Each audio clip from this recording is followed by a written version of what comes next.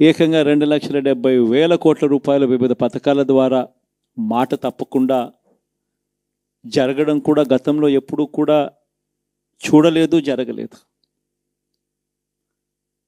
ఇవన్నీ కూడా నేను ఏదైతే చెప్తా ఉన్నానో ఇవన్నీ ఎప్పుడూ చూడని మార్పులు, గతంలో ఎప్పుడు జరగని సంస్కరణలు. విద్యారంగంలో అయితేనేమి, వైద్య రంగంలో అయితేనేమి, వ్యవసాయ రంగంలో అయితేనేమి, సామాజిక న్యాయం అంశంలో అయితేనేమి, మహిళా సాధికారత అంశంలో అయితేనేమి, గవర్నెన్స్ విషయంలో అయితేనేమి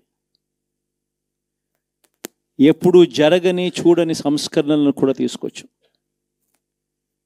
ఇవన్నీ నేను ఏదైతే చెప్తా ఉన్నానో ఇవన్నీ మనం చేసి చూపించి ప్రజల మన్ననలు పొందిన తర్వాతే ఎన్నికలకు వెళ్ళాం. ఎన్నికల్లో ఏమైందో తెలీదు. 5 సంవత్సరాలు కళ్ళు మూసుకుంటే చాలా అయిపోయింది. 5 సంవత్సరాలు. మళ్ళీ 2024 నుంచి 2029 కూడా అదే మాదిరిగానే కళ్ళు మూసుకుంటే 2029 కూడా కళ్ళు మూసుకుంటే వచ్చేస్తుంది. ఇవి మనం గుర్తుపెట్టుకోవాల్సిన అంశం ఏమిటి అని అంటే, సినిమాలో ఓన్లీ ఫస్ట్ హాఫ్ మాత్రమే అయ్యింది. గతంలో కూడా ఇదే మాదిరిగా పరిస్థితులు ఉన్నప్పుడు కూడా మనం ఏ మాదిరిగా పైకి లేచాము అన్నది కూడా మీ అందరికీ తెలిసిన విషయాలే. నేను ఒక్కటే మీ అందరికీ చెప్తా ఉన్నా, ప్రజల్లో ఈరోజు మనం చేసిన మంచి ఉంది. ఇంటింటికి మనం చేసిన మంచి ఇంకా బ్రతికే ఉంది. ప్రజల్లో ఈరోజు మనం చేసిన పాలన మీద విశ్వసనీయత అనే పదానికి అర్థం ఈ రోజుకి కూడా ప్రజల్లో ఉంది. గడప గడపకు మనం చేసిన మంచి ఇంకా ప్రజల్లో బతికే ఉంది. మరి ఇవన్నీ ఉన్నప్పుడు మళ్ళీ మనం లేయడం కూడా తథ్యం. కాకపోతే కొంచెం టైం పడుతుంది. ఆ టైం ఇవ్వాలి. ఆ టైం ఇచ్చినప్పుడు, అది జరిగినప్పుడు, పాపాలు పండినప్పుడు ఖచ్చితంగా మళ్ళీ మనం పైకి లేస్తాం. ఈ విషయం ప్రతి ఒక్కరం కూడా గుర్తుపెట్టుకోవాలి. ఎందుకు ఈ మాట కూడా చెప్తా ఉన్నానంటే, రాజకీయాలలో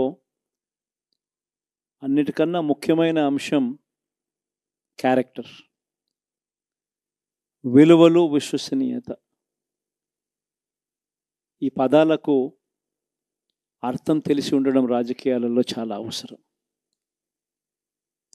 రాజకీయం అంటే ఎల్లవేళలా అధికారమే కాదు. అధికారంలో లేనప్పుడు కష్టాలు ఖచ్చితంగా వస్తాయి. కానీ ఖచ్చితంగా కష్టాలు వచ్చినప్పుడు మనం ఖచ్చితంగా ఏ రకంగా రియాక్ట్ అవుతాం అన్నది మన చేతుల్లో ఉంది.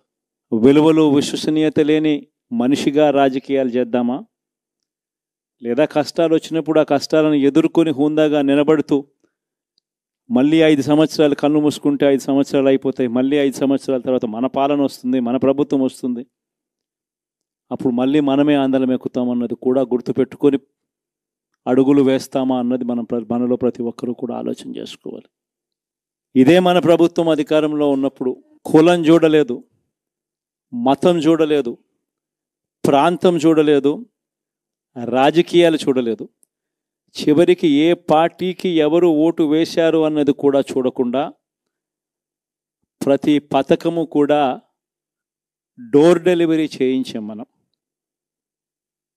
అర్హత మాత్రమే ప్రామాణికంగా తీసుకొని ప్రతి పథకము, ప్రతి మంచి కూడా ప్రతి ఇంటికి డోర్ డెలివరీ చేయించాం.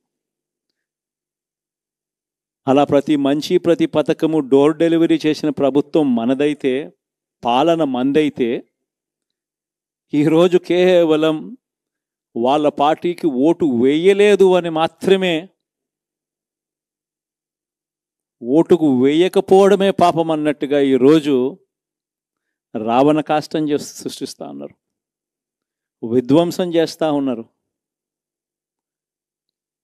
ఆస్తులు నష్టం చేస్తున్నారు, కొడతా ఉన్నారు, అవమానిస్తూ ఉన్నారు. ఇవన్నీ శిశుపాలుని పాపాల్లో భాగాలుగా ఇవన్నీ అప్పుడే పాపాలు మొదలయ్యాయి. ఒకవైపున మనమేమో మనకు ఓటు వేయకపోయినా కానీ ఏ రోజు కూడా డిస్క్రిమినేషన్ చూడలేదు. అటువంటి వాళ్లకు కూడా మనం డోర్ డెలివరీ చేసిన ప్రభుత్వం పాలన మందైతే ఈరోజు కేవలం ఓటు వేయలేదన్న ఒకే ఒక కారణంతో ఏకంగా కొడతా ఉన్న పాలన వీళ్ళది. ఈ పాపం ఊరికే పోదు. రెండవ పాపం చంద్రబాబుది కూడా అప్పుడే పండింది. బహుశా కేంద్రం ఈ రకమైన కేంద్రంలో ఈ రకమైన పరిస్థితులు బహుశా ఎప్పుడు ఉండిండవేమో. ఈ రకంగా కేంద్రంలో 240 ఎంపీలు మాత్రమే వచ్చిన పరిస్థితులు, రాష్ట్రంలో ఏకంగా వీళ్ళకు కూడా ఈ మాదిరిగా మంచి నెంబర్లు వచ్చిన పరిస్థితులు, ఎన్డీఏలో మళ్ళీ చక్రం తిప్పుతా ఉన్న పరిస్థితులు. ఇలాంటి పరిస్థితుల్లో కూడా ప్రత్యేక హోదాను అడక్కపోవడం చంద్రబాబు చేసిన మరో పాపానికి కూడా మరో నాంది. ఇలాంటి పరిస్థితుల్లో కూడా ప్రత్యేక హోదా మనం అడిగి తెచ్చుకోలేకపోతే రాష్ట్రంలో ఏ ఒక్క యువకుడు కూడా క్షమించడు చంద్రబాబు నాయుడు. మనం కొంచెం ఈ పాపాలు పండేదాకా మనం గట్టిగా దీన్ని నిలబడగలిగితే, ముందుకు తీసుకొని పోగలిగితే ఈ పోరాటాన్ని ఆటోమేటిక్గా శిశుపాలని 100 పాపాలు ఫాస్ట్గా ఎరోడ్ అయిపోతాయి. అంటే ప్రతి ఒక్కరూ ఈ విషయాలన్నీ గుర్తుపెట్టుకోమని కొడతాం. ఇవన్నీ బహుశా నేను చెప్పేటివన్నీ కూడా మీ అందరికీ కూడా తెలియనేటివి కాదు. కేవలం నేను మీ అందరికీ గుర్తు మాత్రమే చేస్తా ఉన్నా. కష్టాలు రావడం అన్నది సర్వసహజం. కష్టాలు ఇలా మనం ఎదుర్కొని నిలబడడం అన్నది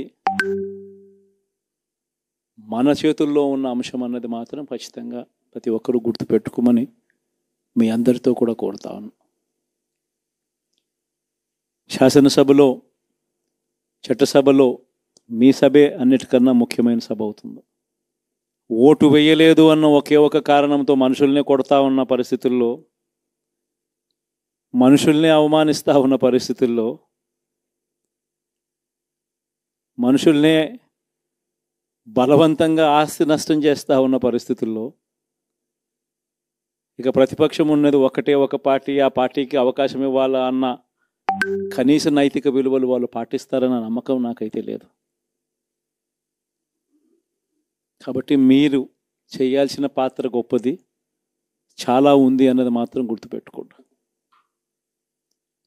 రాబోయే రోజుల్లో యాక్టివిటీ లెవెల్స్ అనేది ఆటోమేటిక్లీ పెరుగుతాయి.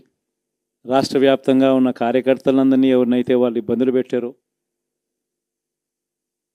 ఖచ్చితంగా వాళ్ళందరికీ మనోధైర్యం ఇస్తూ వాళ్ళ గ్రామాలకు వెళ్ళి వాళ్ళకు తోడుగా ఉండే కార్యక్రమాలు చేసే కార్యక్రమాలు జరుగుతాయి.